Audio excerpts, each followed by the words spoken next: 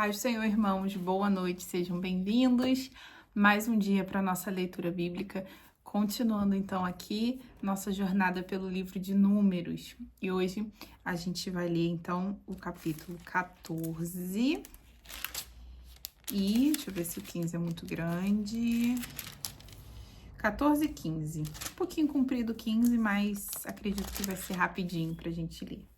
Amém? Então vamos ver, né, alguns desdobramentos aí, continuando depois aí que Moisés, os espias, né, Moisés envia os espias, eles voltam lá de Canaã, né, a gente vê aí dando mais notícias, desmotivando o povo de continuar crendo que o Senhor daria ali a terra prometida, mas Josué e Caleb, né, ficam ali tentando animar o povo de que o Senhor faria aquilo que ele prometeu, enfim. Então vamos continuar vendo a jornada aí dessa história. A revolta do povo, então, no capítulo 14. Então toda a comunidade levantou-se e chorou em voz alta aquela noite. Todos os filhos de Israel murmuraram contra Moisés e Arão, e toda a comunidade lhes disse antes: tivemos morrido na terra do Egito, ou mesmo neste deserto. De novo, né? Eles estão dando ouvidos, procurando meu estojo, mas não sei onde eu botei. Dando ouvidos aqui ao que os espias falaram, né? Então eles começaram a murmurar, a chorar, a levantar, né, uma murmuração contra o Senhor, contra Moisés, de novo lamentando terem saído do Egito, né? Porque nos traz o Senhor a esta terra para cairmos à espada e para que nossas mulheres e crianças sejam por presa. Não nos seria melhor voltarmos ao Egito? E diziam uns aos outros: levantemos um capitão e voltemos para o Egito. E então Moisés e Arão prostraram-se perante todo o ajuntamento dos filhos de Israel. Josué, filho de Num, e Caleb, filho de Jefoné, dos que espiaram a terra, rasgaram as suas vestes e disseram a toda a comunidade dos filhos de Israel: a terra pelo meio da qual passamos a espiar é terra muito boa.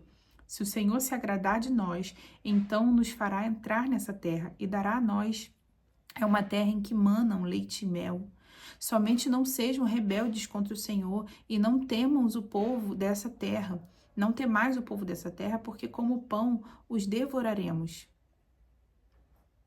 A proteção deles se foi, mas o Senhor está conosco. Não os temais. Então, de novo, eu acabei de me lembrar que eu esqueci de orar. A gente vai orar no final, tá, gente?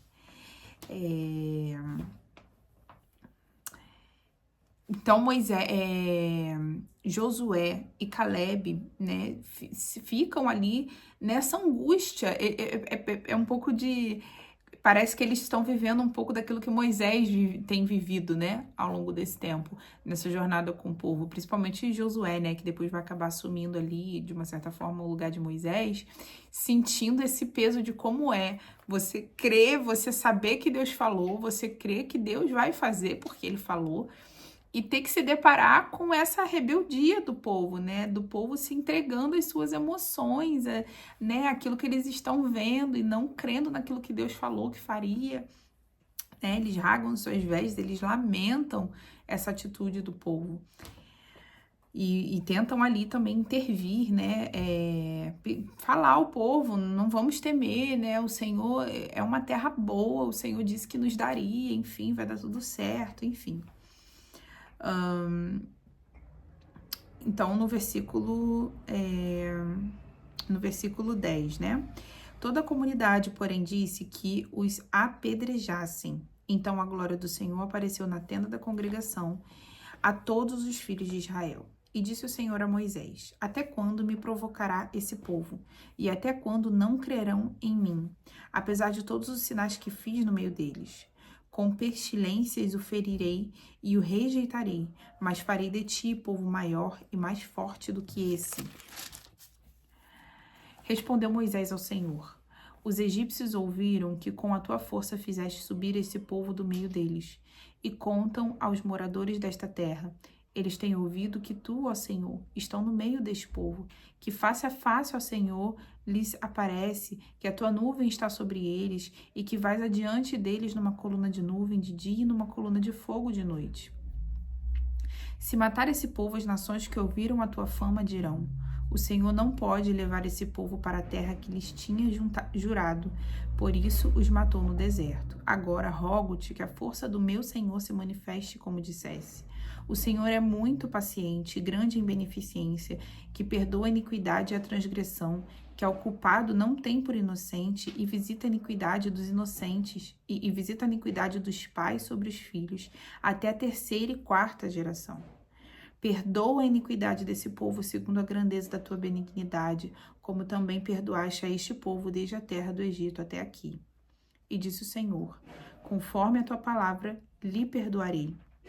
Tão certo como eu vivo e como a glória do Senhor encherá toda a terra, nenhum dos homens que viram a minha glória e os sinais que fiz no Egito e no deserto, e me tentaram estas 10 vezes, e não obedeceram a minha voz, nenhum deles verá a terra que prometi com juramento aos seus pais.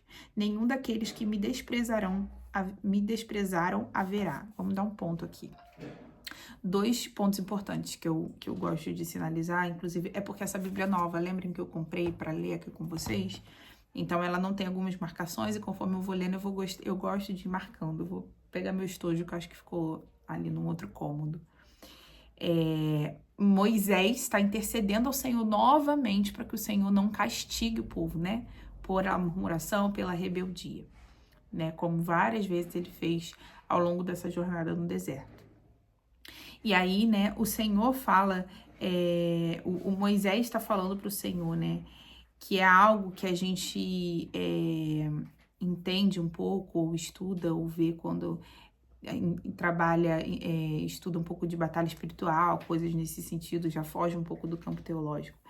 Que o Senhor é paciente, né, e grande beneficência, no versículo 18, e que ele visita a iniquidade dos pais sobre os filhos até a terceira e quarta geração. E depois, num outro momento, num outro versículo, não me lembro se é aqui em Números ainda, mas a gente vai ver que a iniquidade, né, o Senhor visita até a terceira e quarta geração, mas a benignidade do Senhor, ela vai até 1000 gerações. Então, a gente entende, né, quando às vezes é algo espiritual, hereditário, que vai tentando agir numa família, ou às vezes até mesmo algo, né, que o Senhor está permitindo que aconteça numa família por algumas gerações. A gente vê que a partir do momento que alguém se converte, que alguém quebra algumas cadeias, rompe algumas heranças espirituais, a benignidade do Senhor por aquela descendência vai até 1000 gerações a partir de uma geração que buscou o Senhor, buscou não se corromper, enfim, tem algumas lições que a gente tira desses versículos, dessas frases. E aí o Senhor responde a Moisés, né, dizendo que perdoaria, né, no versículo 20. Porém, há uma consequência, aquele povo que tem murmurado todos esses anos no deserto, eles não iam ver a terra prometida. Interessante que quando o Senhor diz que vai matar o povo, Moisés começa a... humanamente falando, a gente olha aqui para a atitude de Moisés, embora talvez realmente Moisés estava intercedendo pelo povo, né? Mas Moisés parece que ele tem uma preocupação em honrar o nome de Deus, como se o próprio Senhor não pudesse fazer aquilo que fosse necessário para honrar o seu nome, né? Os argumentos que ele usa com Deus Senhor, tu falou que ia tirar o povo, agora as outras nações vão pensar que o Senhor não é capaz, né, de fazer com que esse povo chegasse na Terra Prometida se o Senhor matar todo mundo. Como é que vai acontecer? As outras nações têm ouvido o que o Senhor fez no Egito, o que o Senhor tem feito no meio do povo, mas o Senhor sabe a forma, né, de agir. No entanto, aquela geração não veria a Terra Prometida, né? A gente vê, né, que aquela geração que sai do Egito morre no deserto, e aí a geração seguinte é a que de fato entra, né, em Canaã, na Terra Prometida, ali com Josué, para poder ir tomando as terras. E até Moisés acaba sofrendo essa consequência de não entrar em Canaã. Então, paramos no versículo 23. Versículo 24. Meu servo Caleb, no entanto, porque nele houve outro espírito e perseverou em seguir-me, eu o levarei à terra em que entrou, e a sua semente a possuirá em herança. Porque possivelmente Caleb ainda era dessa geração também, né, que não ia merecer, não ia, digamos assim, né, entrar no Egito. Como os amalequitas e os cananeus habitam no vale, mudai amanhã de rumo e retornai ao deserto, na direção do Mar Vermelho. Depois disse o Senhor a Moisés e Arão: até quando sofrerei esta má congregação que murmura contra mim? Tenho ouvido as queixas desses murmuradores, filhos de Israel. Diz-lhes: tão certo como eu vivo, diz o Senhor, como falaste aos meus ouvidos, assim farei a vós outros. Nesse deserto cairão os vossos cadáveres, como também todos os que de vós foram contados no recenseamento de 20 anos para cima, e que murmuraram contra mim. O juízo do Senhor, né? Sobre a murmuração do povo.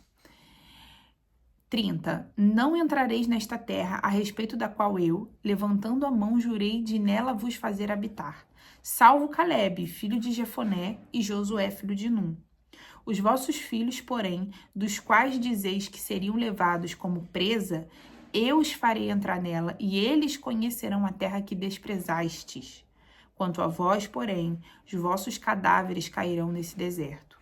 Vossos filhos serão pastores nesse deserto durante 40 anos, sofrendo por causa das vossas infidelidades, até que os vossos cadáveres se consumam no deserto. Segundo o número dos dias em que espiaste a terra, 40 dias, cada dia representando um ano, levarei sobre vós as vossas iniquidades, 40 anos, e conhecereis o meu desagrado. Eu, Senhor, falei, e certamente assim farei a toda esta má congregação que se levantou contra mim. Nesse deserto se consumirão e morrerão. Os homens que Moisés havia mandado para explorar a terra e que voltando fizeram murmurar toda a comunidade contra ele, infamando a terra. Aqueles mesmos homens que infamaram a terra morreram de praga perante o Senhor. Dos homens que foram espiar a terra, somente permaneceram vivos Josué, filho de Num, e Calebe, filho de Jefoné. Quando Moisés transmitiu essas palavras a todos os filhos de Israel, o povo se constritou muito. Levantaram-se de manhã cedo e subiram ao cume do monte, dizendo: pecamos, subiremos ao lugar que o Senhor prometeu. Disse, porém, Moisés: por que desobedeceis ao mandado do Senhor? Isso não prosperará. Não ia adiantar eles subirem agora ao cume do monte pedindo perdão, até porque o Senhor fala para Moisés que perdoa. Moisés já tinha intercedido e orado pelo povo, mas eles iam sofrer essa consequência, até porque não era a primeira vez, né? A murmuração, eles se deixarem levar pelas circunstâncias e não confiarem no Senhor. Já havia acontecido outras vezes nessa jornada. Então agora eles iam sofrer com esse juízo do Senhor, né? 42. Não subam, porque o Senhor não estará no meio de vós. Sereis derrotados diante dos vossos inimigos, pois os amalequitas e os cananeus estão ali diante da vossa face, porque vós vos desviaste do Senhor. Ele não será convosco e caireis à espada. Contudo, audaciosamente tentaram subir ao cume do monte, mas a arca da aliança do Senhor e Moisés não se apartaram do meio do acampamento. Então desceram os amalequitas e os cananeus que viviam naquela região montanhosa e os feriram, derrotando-os até Ormã. E aqui já começa, né? Vai tendo algumas ocasiões em que vai ocasionar daquele povo, desse povo que o Senhor amaldiçoou, digamos assim, ir morrendo, né? Os espias que foram contra morreram de peste. Aqui a gente já vê que esses que não obedeceram ali o que Moisés falou, foram subir no monte, né, para de alguma maneira se apresentar diante do Senhor e tentar remir ali essa culpa, foram mortos pela espada dos amalequitas, né? E aí a gente vai ver outras coisas acontecendo ao longo dessa jornada. E aí a gente entende, né? A gente vê que o Senhor é justo, né? O perdão e a salvação nem sempre está ligado a gente não sofrer consequências aqui na terra de escolhas que a gente faz. A diferença é que hoje o Novo Testamento nos ensina a orar e a interceder, né, ao Espírito Santo, a Jesus Cristo, que interceda ao Senhor por nós, né? Quando ele fez esse sacrifício de se fazer carne e vir em nosso lugar, aqui no caso, quem intercederia junto a Deus pelo povo, ao invés de ser Moisés, seria Jesus. E Jesus é filho de Deus, né? Ele é maior do que Moisés. Ele tem uma autoridade maior. E se não fosse Jesus, nós estaríamos perdidos, nós estaríamos sofrendo duras consequências de muitas vezes que nós fomos ou somos, ou seremos, ou fomos, enfim, desobedientes ao Senhor. E aí a gente tem que olhar aqui para Israel e também se colocar nesse lugar de entender que nós não somos melhores. Muito provavelmente, talvez, se nós não tivéssemos a Bíblia, os exemplos, e ainda assim tendo, muitas vezes nós desobedecemos, nós desacreditamos, nós somos incrédulos, né? Então, olhar para o povo de Israel tem que fazer com que a gente tome consciência da nossa carnalidade, da nossa humanidade, e aprender com essas lições de muitas vezes, quando a gente passa por uma situação difícil, a gente não murmurar, a gente tentar se lembrar, né, do que aconteceu com o povo de Israel, ser obediente, clamar a Jesus por misericórdia. O Espírito Santo hoje também tem várias características, além dele ser nosso consolador, mas ele é nosso ajudador, que nos ajuda a passar por esses momentos de aflição, né, confiando, né, e crendo ainda no Senhor. Aqui no tempo de Israel não tinha a configuração, a aliança era diferente, né? Então, hoje, a aliança com Jesus é o que nos ajuda a nos libertar de todas essas coisas. Então, eu vou dar uma pausa para pegar meu marca-texto que eu falei para vocês e a gente vai continuar no capítulo 15. Peraí. Pronto, fiz minhas marcações aqui. Gente, sempre leiam a Bíblia com seus marcadorzinhos. Esse aqui é um em gel, ó. Ele é ótimo, que não pinta do outro lado, não estraga a folha da Bíblia. Tem várias cores, eu sempre compro lá em Madureira, em papelaria. Vamos lá, então, capítulo 15, né? As ofertas suplementares. E disse o Senhor a Moisés, fala aos filhos de Israel e diz-lhes, quando entrar na terra das vossas habitações, que eu vos darei, e ao Senhor apresentar oferta queimada, holocausto ou sacrifício, seja em cumprimento de um voto ou a título de oferta voluntária, seja nas vossas solenidades para oferecer com sacrifício de ovelhas ou vacas um cheiro suave ao Senhor. Então, aquele que oferecer a sua oferta ao Senhor, por oferta de cereal, oferecerá a 10ª parte de um efa de flor de farinha, misturada com a 4ª parte de um hin de azeite.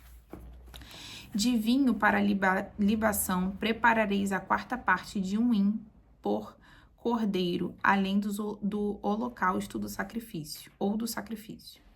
Para cada carneiro, preparará uma oferta de cereais de 2/10 de um efa de flor de farinha, misturada com a 1/3 parte de um hin de azeite. De vinho para a libação, oferecerá a 1/3 parte de um hin ao Senhor, em cheiro suave. Quando preparar novilho para o holocausto ou sacrifício para cumprir um voto, ou um sacrifício de oferta pacífica ao Senhor, com o novilho trará uma oferta de cereal, de 3/10 de uma efa de flor de farinha misturada com a metade de um hin de azeite. Também oferecerá para a libação a metade de um hin, oferta queimada de cheiro suave ao Senhor.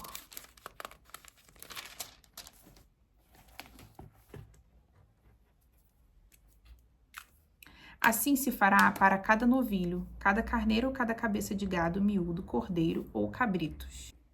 Segundo o número que oferecerdes, farei o mesmo para cada um, segundo o número deles. Todo o natural fará essas coisas, oferecendo oferta queimada de cheiro suave ao Senhor. Se algum estrangeiro peregrinar convosco, ou estiver no meio de vós nas vossas gerações, e ele trouxer uma oferta queimada de cheiro suave ao Senhor, como vos fizerdes, assim fará ele. Quanto à assembleia, um só estatuto haverá para vós e para o estrangeiro que entre vós peregrinar, nas vossas gerações, como vós sois, assim será o estrangeiro perante o Senhor. A mesma lei e o mesmo rito haverá para vós e para o estrangeiro que peregrina convosco. E disse o Senhor a Moisés, fala aos filhos de Israel, quando entrar na terra em que vos introduzirei, e comerdes do pão dessa terra, apresentareis ao Senhor uma porção como oferta alçada. Das primícias da vossa farinha, apresentareis um bolo em oferta alçada como oferta da eira, assim o oferecereis. Das primícias da vossa farinha, dareis ao Senhor oferta alçada nas vossas gerações. O Senhor está falando a respeito, né, das ofertas, enfim, mas sempre também deixando claro que o estrangeiro que morar no meio deles vai seguir as regras, né, que o Senhor colocou no meio do povo.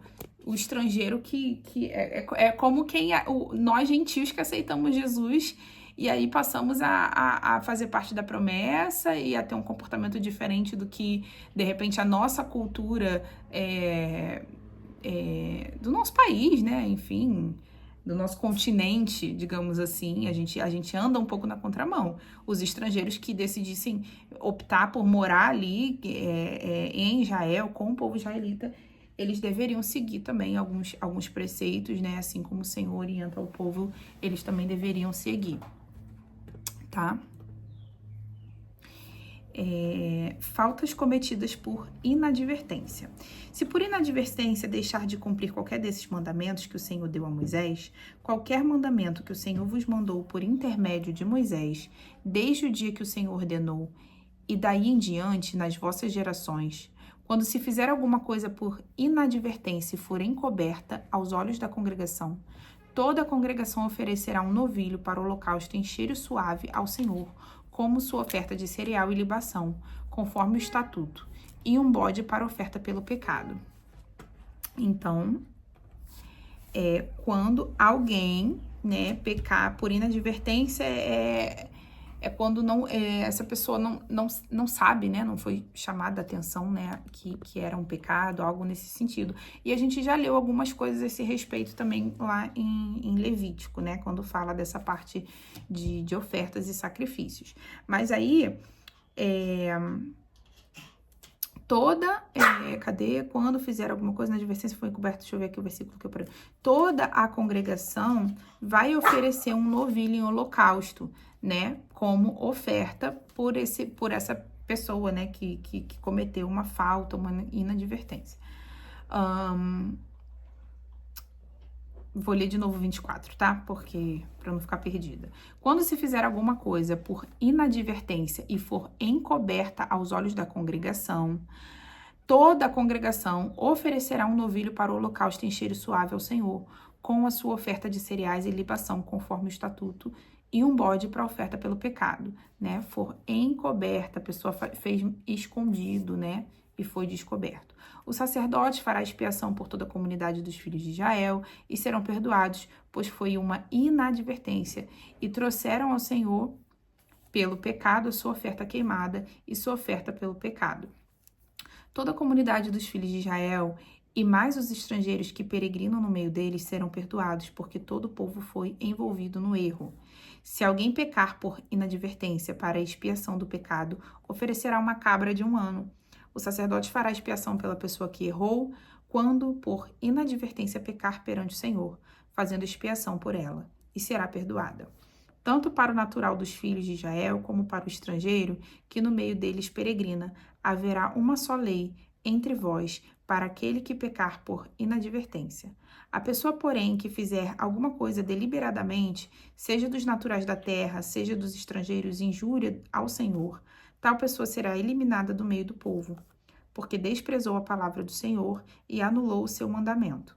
Totalmente será eliminada essa pessoa e sua iniquidade será sobre ela. A violação dos sábados. Estando os filhos de Israel no deserto, acharam um homem apanhando lenha no dia de sábado. Os que o acharam apanhando lenha trouxeram-no a Moisés e a Arão e a toda a comunidade, e o puseram sob guarda, porque ainda não estava determinado o que se devia fazer com ele. Então disse o Senhor a Moisés: tal homem será morto, toda a comunidade o apedrejará fora do acampamento. Portanto, toda a comunidade o levou para fora do acampamento e o apedrejou até que morreu, como o Senhor ordenou, porque o homem não guardou o sábado. Versículo 37. E disse o Senhor a Moisés: fala aos filhos de Israel e dize que por todas as suas gerações façam franjas nas bordas das vestes e ponham nas bordas das vestes um cordão azul. Tereis essa franja para que, vendo-as, vos lembre de todos os mandamentos do Senhor, para os cumprir, e não siga vossos corações, nem vossos olhos, com os quais andam adulterando, olhando para as circunstâncias. Eles estão adulterando porque eles estão olhando para as circunstâncias, né? Para aquilo que eles estão vendo com os olhos físicos deles, né? E aí, é igual a roupa do sacerdote, né? Que tinha muitas coisas que caracterizavam, que tinham um significado. Aqui o Senhor tá falando a respeito das vestes, né? Essa franja, se eu não me engano, é tipo... Sabe aquela calça jeans que tem aquelas franjinhas nas pontinhas? Hoje em dia a gente não vê muito.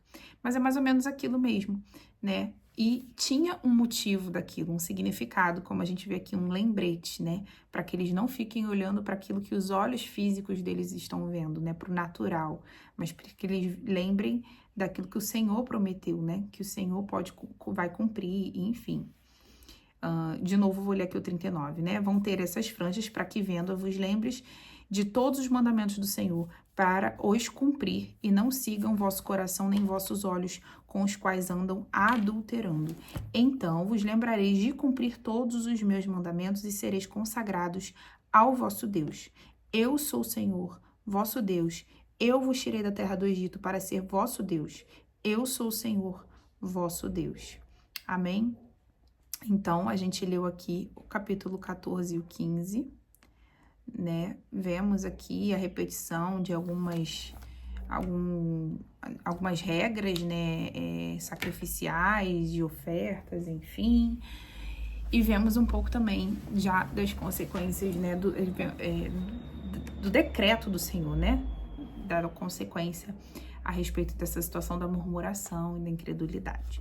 Como eu falei, esqueci de orar no início, então eu vou orar agora no final.